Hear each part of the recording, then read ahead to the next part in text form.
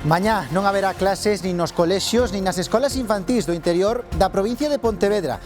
Hai risco extremo por mor da chuvia que caerá con intensidade, tanto que falan de superar os 150 litros por metro cadrado en 24 horas. A Xunta tamén anuncia que en boa parte da provincia de Ourense quedarán suspendidas as actividades educativas e deportivas no exterior. Ingrid, déixanos, pero Josef chega con moita forza. Están a saber impactantes imaxes. Cae o muro que sostén unha urbanización en Barbadás sobre unha beiravía. Por sorte, non pasaba ninguén no momento. Estudan o motivo polo que se veu abaixo, pero todo parece indicar que as intensas choivas e os refachos registrados estes días poderían estar detrás do acontecido. Consternación e dor en Sueca, Valencia. O Concello decretou 2 días de loito oficial por un terrible crime. Un home matou o amigo do seu fillo de tan só 13 anos. A vítima acudira á súa casa para axudarlle o fillo do presunto homicida cun problema informático. Polo de agora, descoñécese que motivou a agresión e barállanse varias hipóteses. A petición das familias, Goberno e Xunta de Andalucía pospoñen o funeral polas vítimas de Adamuz previsto para a vindeira fin de semana. Hoxe a localidade cordobesa homenaxeou as 45 vítimas do accidente ferroviario nunha misa funeral. Unhas 700 persoas participaron nun acto presidido polo bispo de Córdoba, mentres a investigación continúa con varias frontes abertas. Todo mi reconocimiento al ministro de Transportes, Óscar Puente. Exigimos la dimisión inmediata del ministro de Transportes, del señor Óscar Puente. Home, claro, o mellor día de todos, é o día máis porco, claro que sí, é o que máis se disfruta, que xito. Oxe, hai que venir a guerra campal, a disfrutaro. A mí só non me tienen fariña, pero eu te volvo a fariña. É unha pasada, vamos, super recomendable. Bueno, a mensaxe... Quedou ben claro, non? É o que lle dan a un cando vai o domingo fareleiro. Comezou o entroido en Xinzo de Limia, o máis longo de Europa, e o que vai sobrar é xolda. Esta tarde, a Praza Maior do Concello encheuse de decenas de persoas que gozaron así deste xeito. Nun anaco, vemos o mellor desta batalla.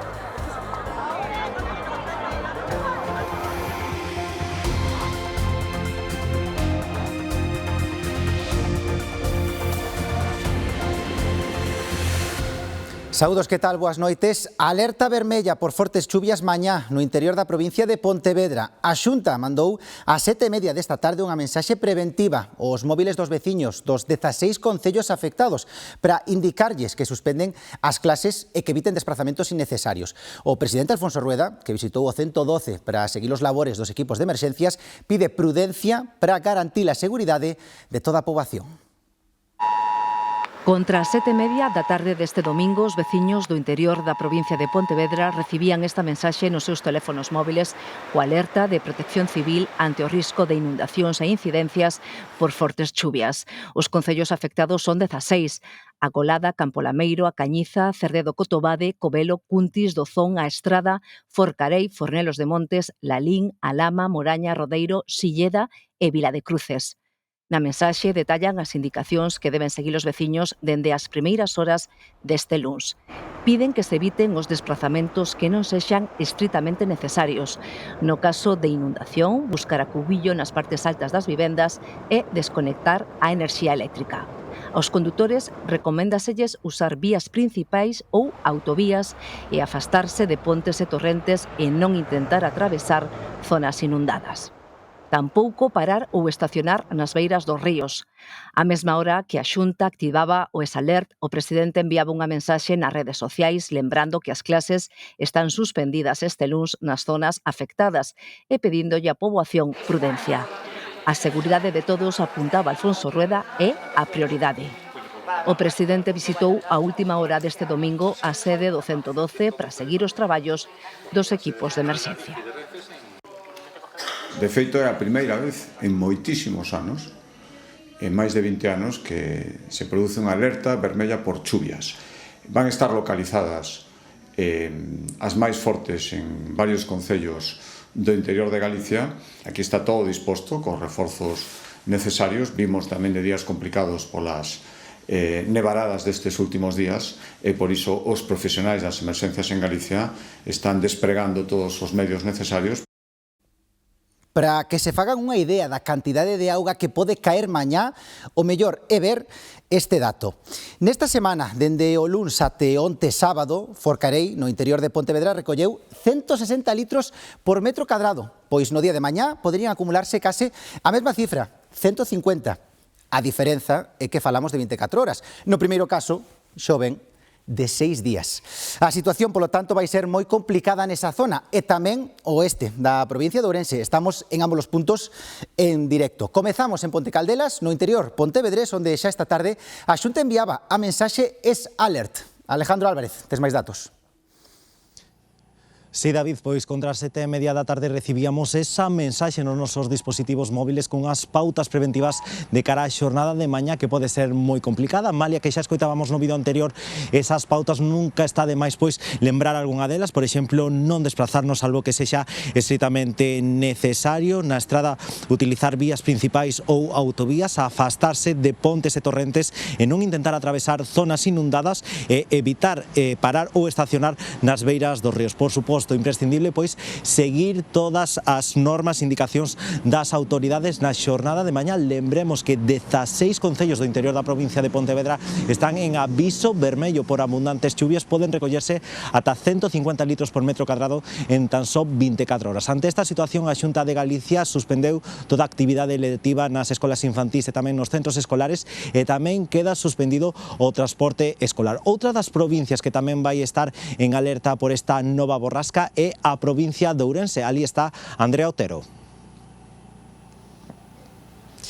Iso é, Alejandro. Mañá tamén temos activado un aviso laranxa por chuvia en 3 zonas da provincia de Ourense. Será no noroeste e no sur e tamén na zona do Miño. Neste caso non se van suspender as clases, pero sí que quedan canceladas todas as actividades no exterior nos centros escolares para máxima precaución por estas chuvias intensas que nos agardan a partir de mañá. Polo tanto, moita precaución ao volante, compre revisar antes de sair co coche o estado das estradas e, por exemplo, tamén evitar zonas nas que se poidan producir anegamentos, como por exemplo nas beiras dos ríos.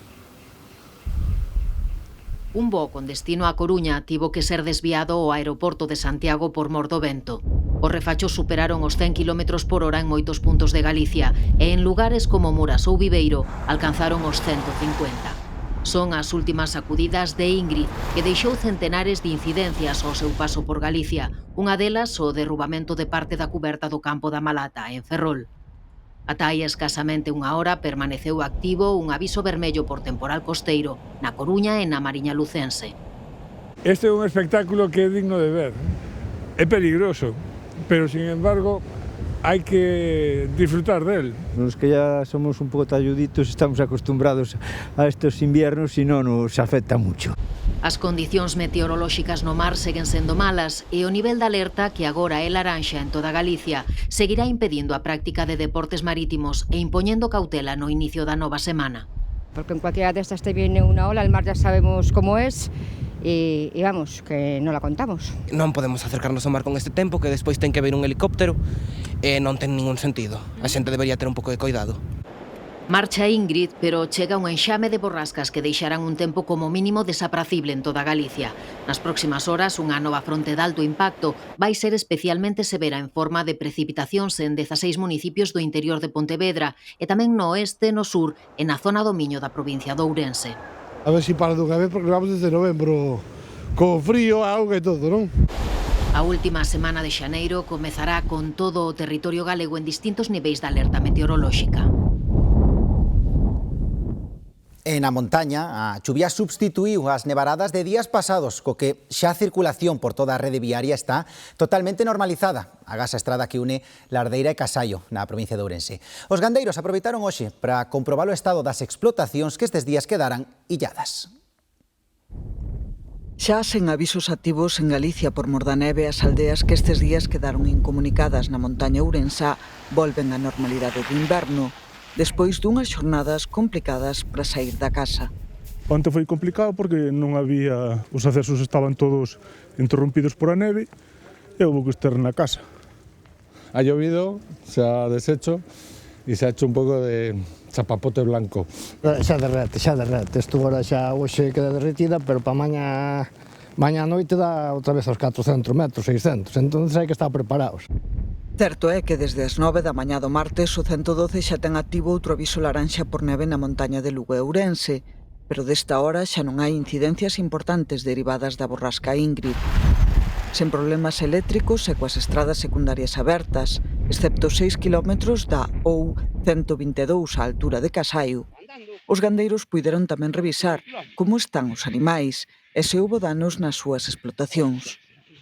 Nesta ocasión, tampouco os esquiadores puideron aproveitar a nevarada e a estación de Manzaneda tivo que pechar por mor do vento. Un muro de pedra de granito derrubouse na urbanización A Moura, tamén nun concello da provincia de Ourense, en Barbadás. A terra cedeu e os grandes cachotes viñéronse abaixo sobre o camiño. A falta dunha investigación técnica, toda apunta, din os veciños, a que a acumulación da auga pola chuvia destes días do temporal puido acelerar a caída do muro. Por sorte, non houbo danos persoais.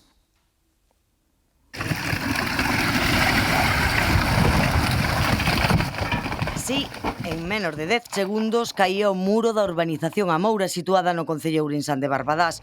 Pouco antes, o veciño dunha casa lindeira avisaba a policía local de que os cachotes parecía que se ian desprender.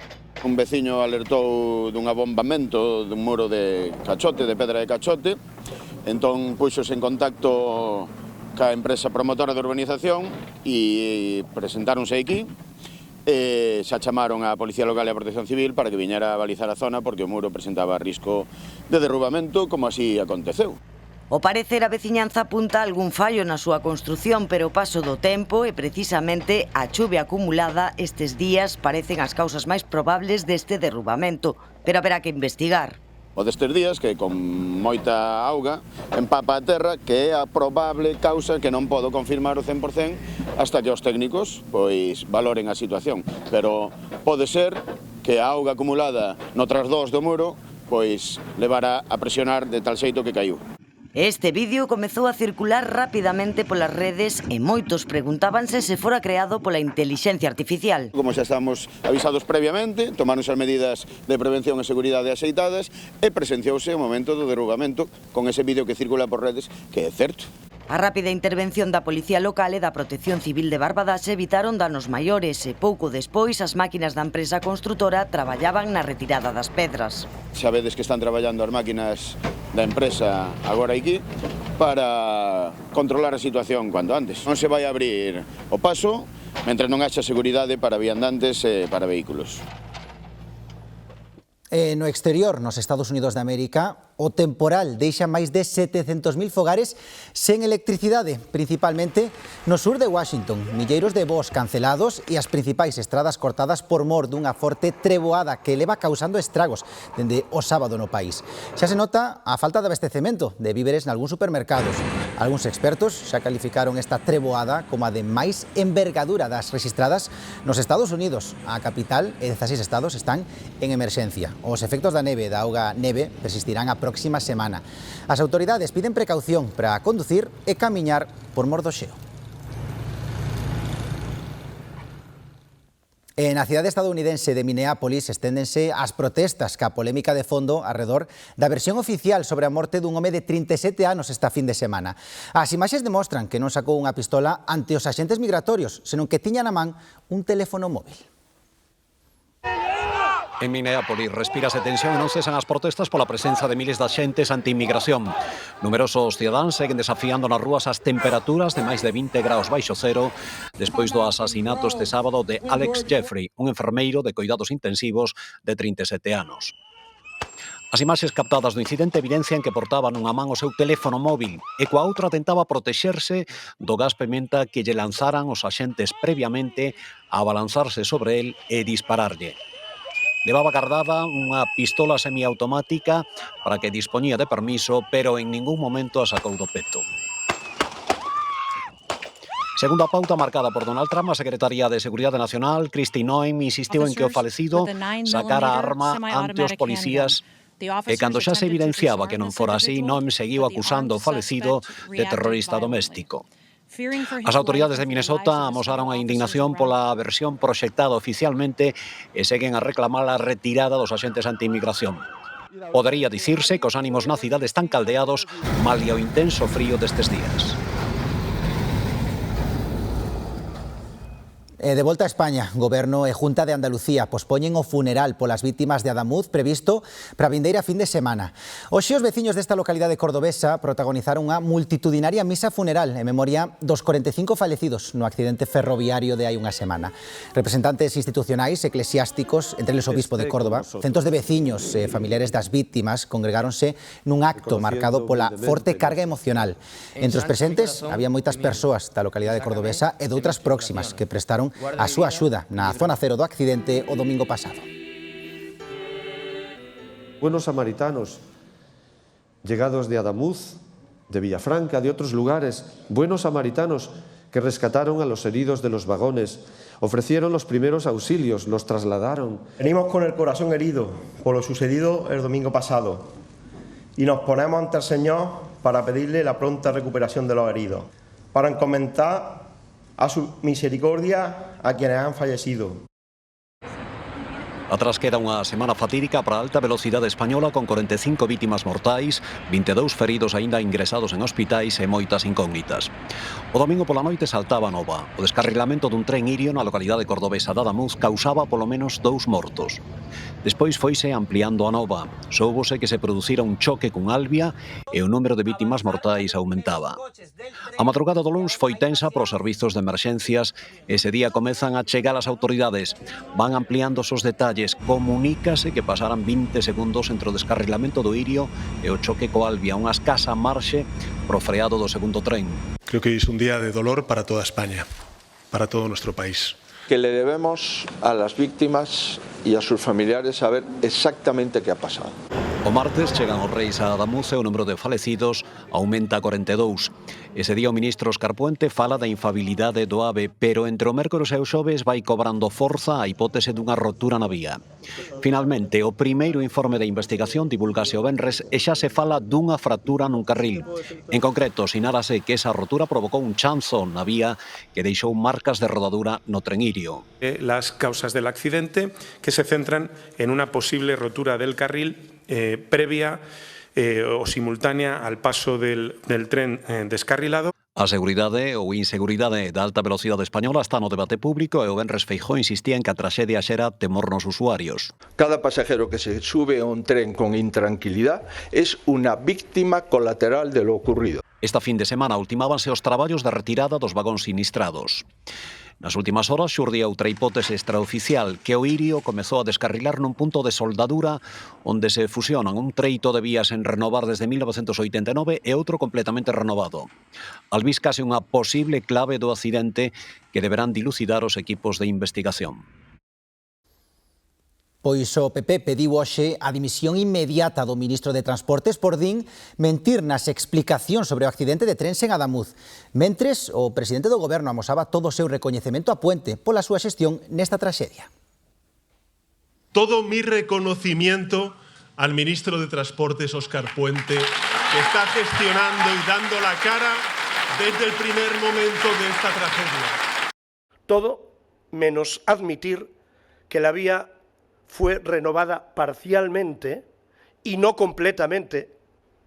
Mentir así, a la cara de los españoles, invalida a Óscar Puente para continuar al frente de este ministerio ni un minuto más.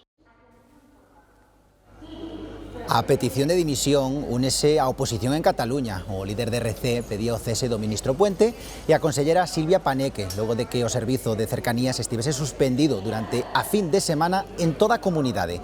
A medida afectou a uns 400.000 viaxeiros. O Goberno reforzou as liñas de buses interurbanos para garantir os desplazamentos. 12 equipos técnicos revisaron o estado das vías logo dos últimos desprendementos. Finalmente, esta tarde decidiron reanudar mañá o servizo, aínda que haberá cortes puntuais en varios treitos, polo que será gratuito durante un mes para compensar as molestias aos usuarios. E un tren que realizaba o traxecto Madrid a Coruña estivo parado esta tarde no cambiador de Taboadela en Ourense por mor dunha avaría no sistema de autopropulsión. A consecuencia desta parada, outros 2 trens de longa distancia acumularon tamén atrasos. Despois de 45 minutos, o tren avariado puido reanudar a marcha. O sábado, outros trens de longa distancia sufriron atrasos por mor da presenza de xeo neste mesmo cambiador. En a localidade valenciana de Sueca ven de celebrarse unha concentración en memoria do neno de 13 anos, presuntamente asasinado polo pai dun amigo. No medio da dor e a consternación continúan as investigacións para aclarar o sucedido. O presunto homicida entregouse no cuartel da Garda Civil instantes despois de cometer o crime. Confesou que acababa de matar na súa casa un neno de 13 anos amigo de seu fillo. Díxollo o presunto homicida Garda Civil de Sueca. Unha vez no lugar dos feitos, os axentes atoparon a vítima que tiña varias feridas de arma branca. Incautáronse dun coitelo e un bate de béisbol. Un terrible suceso que causou unha fonda conmoción na localidade. Estem tots consternats, estem tots commocionats, no? No trobem les paraules per a explicar el que ha passat. No hi ha dret que un xiquet en tota una vida per davant se'n vagi d'esta manera. I bé, des de l'Ajuntament de Sueca hem posat a disposició de les famílies tots els nostres recursos. Este luns practicaráselle a autopsia ao cadáver. O presunto autor permanece detido e a investigación segue o seu curso. Segundo trascendeu, a vítima acudirá á casa do amigo para axudarlle cun problema no ordenador. Aquí se quedaron, de hecho acaba de llamarme un amigo que su hijo jugaba con Alex en la Play y está en su casa destrozado llorando porque por la pérdida de un amigo que iban junto al colegio. Estamos todos rotos de dolor, me moqueo también toda la noche sin dormir, yo también con pesadillas en casa que puede ocurrirnos a cualquiera. O Concello decretou 2 días de loito oficial. Houbo concentración na Praza do Pobo onde a veciñanza honrou a memoria do menor e amosou o seu apoio á familia. Unha familia que queda rota por unha traxedia inexplicable. Esta tarde en Ourense unha persoa perdeu a vida tras ser atropelada na Estrada Nacional 525 á altura do quilómetro 203 no concello de Sandías. O suceso tivo lugar alrededor das 7:35 horas, momento no que o 112 Galicia recibiu a chamada dun particular alertando de que un home fora atropelado mentres camiñaba por esa vía. Dende o Centro Integrado de Atención ás Emerxencias informouse de inmediato o Servizo de Urxencias Sanitarias de Galicia, o 061, os bombeiros de Xinzo, a Garda Civil de Tráfico e os efectos de protección civil. Unha vez no lugar, o persoal sanitario só puido confirmar o falecemento da persoa atrapada. Este luns arrinca na sede compostelá da Audiencia Provincial o xuízo pola morte a golpes dun carniceiro na Praza de Abastos de Santiago en novembro de 2024. Iria Soengas.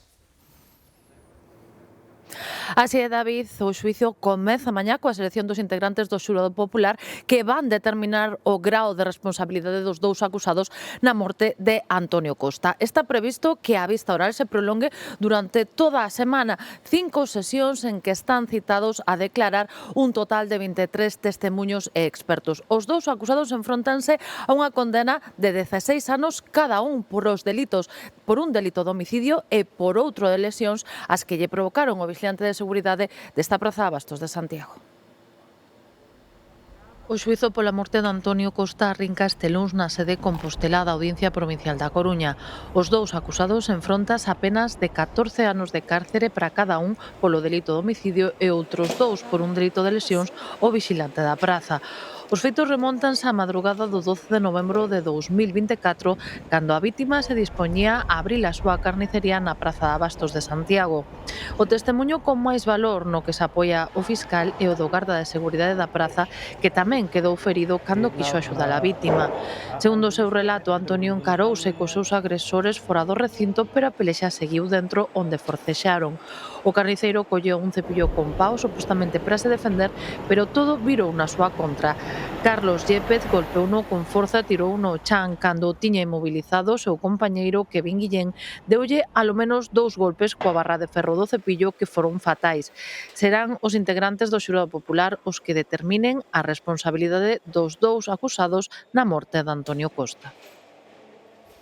Día de matanza comunitaria en Lalín, na casona de Mouriscade. Este ano faise entre a veciñanza de 4 parroquias. E ollo, porque Toñito, un porco de 200 kilos, foi o exemplar sacrificado para representar todas as fases deste festexo que se celebra xa dende hai 26 anos. Toñito chegou ao seu día da matanza xa sen vida, pero iso non impediu que a representación de hoxe fose completa.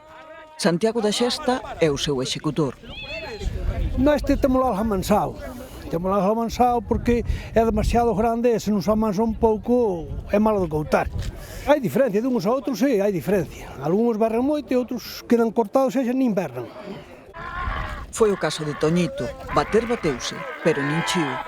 En canto lle cravaron o coitelo, recolleron o sangue para as filloas e de contado empezaron a chamuscar nel antes de que viñese a chuvia.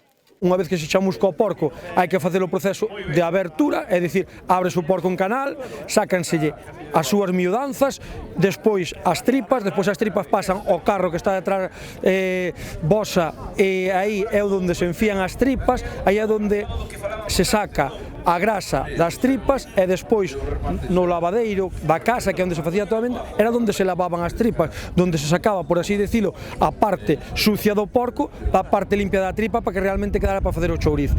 Despois, unha vez que se fai eso, xeralmente colgas o porco. E aquí entra en xogo outra figura fundamental deste festexo. Dios ten que estar en todos os sitios, pero se non podía, entonces mandou a min, para que controle un pouco esta xente, porque hai de todo, hai dos que están matando no porco, pero outros veremos o que están facendo por aí. É a miña misión miña. Ahora, cando colguen o porco, voulle botar a bendición para que quede bendito e despois só poden partir e facer o que queiran. A par, o forno está listo para a cocedura do pan. E como a matanza é traballosa, a celebración remata cun xantar conxunto para todos os participantes. Non comerán a Toñito, que aínda hai que salgalo e picalo por chourizos, pero non faltará con quen che lo bandullo nestes días previos ao Entroido. Na terra do cocido, se non comemos, a ver, que se vai a facer? Hai que comer, darlle justo á vida, ao corpo e a todo, que é o que se leva, que son 3 días. Se o di o señor cura, teremos que lle facer caso. Ca farelada desta tarde na Praza Maior comezou o Entroido de Xinzo de Limia, un dos máis longos de toda Europa. Unha batalla para que compre ir ben preparados. Por diante quedan 5 semanas de festexos. Cando a fariña tingue de branco Xinzo de Limia é que comeza o Entroido. Bueno, ainda chegamos agora, pero xa estamos reventados.